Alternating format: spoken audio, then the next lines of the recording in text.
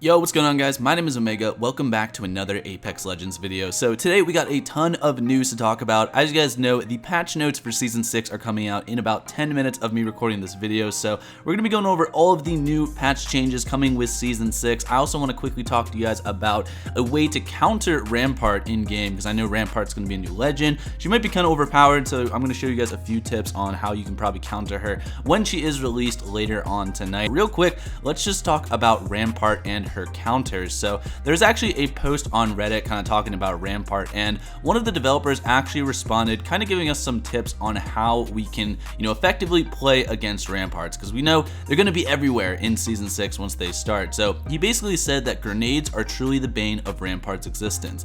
If a Rampart's fortified with walls and her heavy machine gun, just throw a few nades her way and she's going to have to go and rebuild somewhere else. He also said that an insane combo is probably going to be Rampart plus Wattson, because she's going to be able to have her walls up as well as Wattson's traps kind of surrounding that. So the best way to counter that combo is probably going to be to run Crypto, because Crypto's ultimate can actually destroy Rampart's walls as well as, Wattson's traps as well as her ultimate. So Crypto as well as grenades is probably going to be our best bet to countering all of the Ramparts that we're most likely going to see in just a couple of hours. Now I also real quick just want to touch on the ranked series for Season 6 and how that's going to go. So starting off with the Season 5 rewards, for those of you guys that actually played ranked in Season 5 and made it to Diamond or above, you'll get a dive trail as well as a cool weapon charm and emblem. The emblems are given out to anyone who played rank, and whatever placement you got, you'll get that emblem. So we got some more cool rewards. Apparently in Season 6 the ranked is going to go pretty much the same way as it did in Season 5. We're going to start off the first rank split with World's Edge, and then on September 29th it's going to reset to King's Canyon. So we're not at that point where we can actually pick our maps just yet.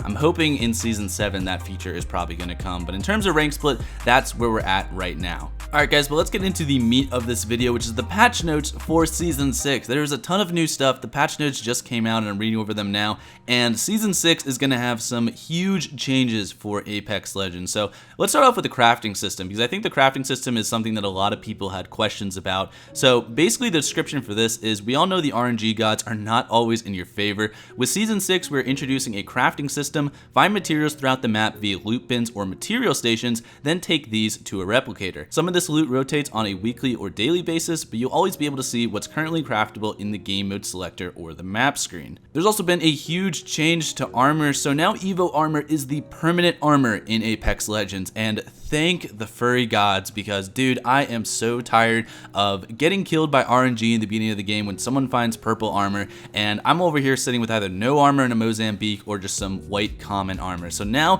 Evo Shields is going to be the default armor in the game. It looks like when you spawn in, you're going to have a level 0 Evo Armor, which basically means that you're not going to have any armor slots, and you have to actually do damage to increase it to white. So there has been some new damage requirements for the Evo Armor. To get to the white Evo, you need to do 50 damage. Damage to blue is 125. To get to purple, you need 250, and to get to red Evo, you need 500 damage. So a little bit more than what it was before, but also another big thing is that gold armor is still going to be in the game. So gold armor is still going to be just as rare as it was before. It's not being replaced, but Evo Armor is now the default armor in the game, so we're all basically going to have to do some damage or actually craft our Evo Armor to get that red Evo, which I'm sure is going to be, the big goal that everyone's going to be having in Season 6 of Apex Legends. There's also going to be quests coming in Season 6, now in full color and as illustrated comics. So it's going to be kind of like a little comic book every time we do the quests in Season 6. I'm super excited to do these quests because I didn't really do a lot of them in Season 5, and after seeing,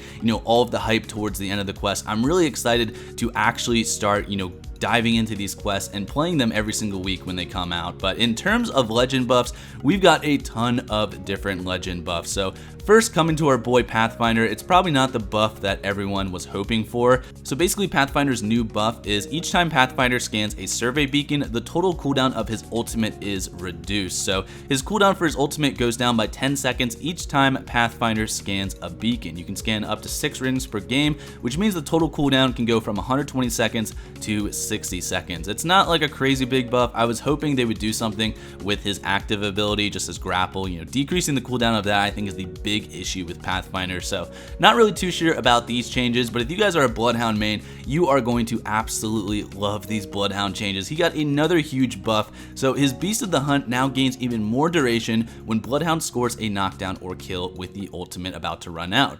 His active ability, Eye of the Allfather, so during Beast of the Hunt, Eye of the Allfather now comes out twice as fast and has a much shorter cooldown. So this is definitely surprising to me. I mean, I know Bloodhound has gotten a bunch of buffs in the past. I didn't really think he needed another one, but it sounds like these changes are definitely going to make Bloodhound top tier now. Crypto also got a small buff to his surveillance drone, so Crypto can now activate respawn and survey beacons from his drone. Doing so is instant instead of requiring a prolonged use, and that's kind of crazy because, you know, Pathfinder used to be the only legend that could actually access survey beacons, so Crypto is now one of those other legends that can do it, as well as respawn teammates while in his drone. So that's definitely a huge buff for Crypto.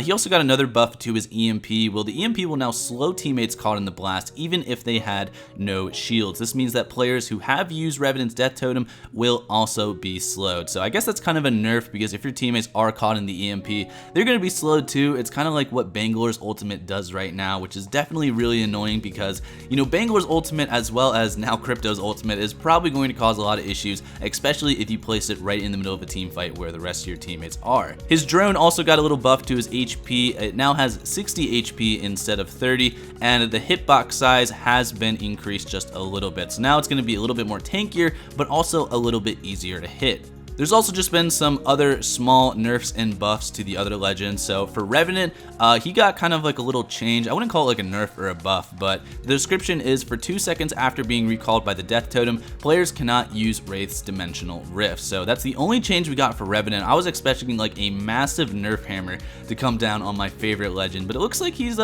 still gonna be top tier in Season 6 of Apex. Octane also got a small little buff to his stim, where he can now use stim while healing, but the stim will not remove the slow you incur from healing. Loba's ultimate was reduced from 3 minutes to 90 seconds. I definitely think that's a good change because 3 minutes for Black Market is just way too long.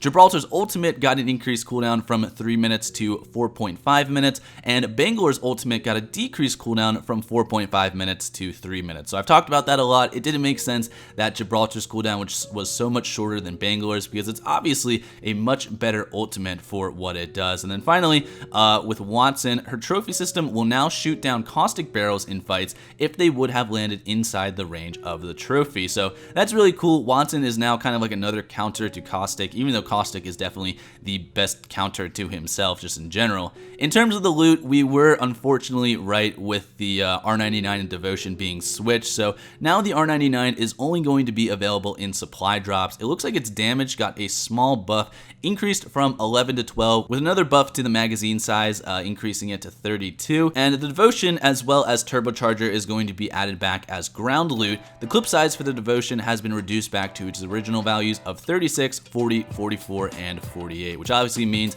extended energy mags is also now going to be ground loot in Season 6 of Apex. But in terms of the gold weapons, it looks like the new gold weapons for Season 6 are going to be the Devotion, the Mastiff, the Triple Take, the Flatline, and the Volt. There's also been some small changes to the weapons in Apex. So the Hemlock got a little bit of a buff where it's slightly reducing recoil pattern on its second and third shots. So the first burst kicks less, which basically means, you know, that first burst you shoot will be much easier to control. The charge rifle now uses 2 ammo per shot and increased the mag size from 4 to 8. Triple Buff also got a really nice buff where it increased the fire rate from 1.25 to 1.4. The mag size was also increased, and something I literally predicted on like 2 videos ago, it has the choke hop-up built into the weapon now. So now you can actually toggle to enable or disable the choke on the Triple Take, which is definitely a very good buff in my opinion. The Spitfire also got some improved recoil controllability, which is definitely nice because the Spitfire has such a random, you know, recoil in general. The Mozambique actually got a small buff where the clip size was increased from 3 to 4. Like, never in my life did I think the Mozambique would actually get a buff in Apex Legends. Maybe that extra shot will, you know, kind of help the gun in a way. The P20 P2020 was also changed a little bit. It increased the damage from 13 to 15. The hammer point multiplier, however, was decreased from 2.7 to 2.35, and the mag size was increased just a little bit. And now the Sentinel only requires 1 shield cell to charge if the player has gold armor. So yeah guys, that basically concludes today's video. If you guys want to see like the full patch notes and get every little detail of what's coming in Season 6, I will leave a link to that down in the description below that you guys can check out on your own time. But again, thank you guys for watching. Let me know what you're most excited for about Season 6 down in the comments below, and I will see you guys all in the next video. Have a great day. See you guys next time.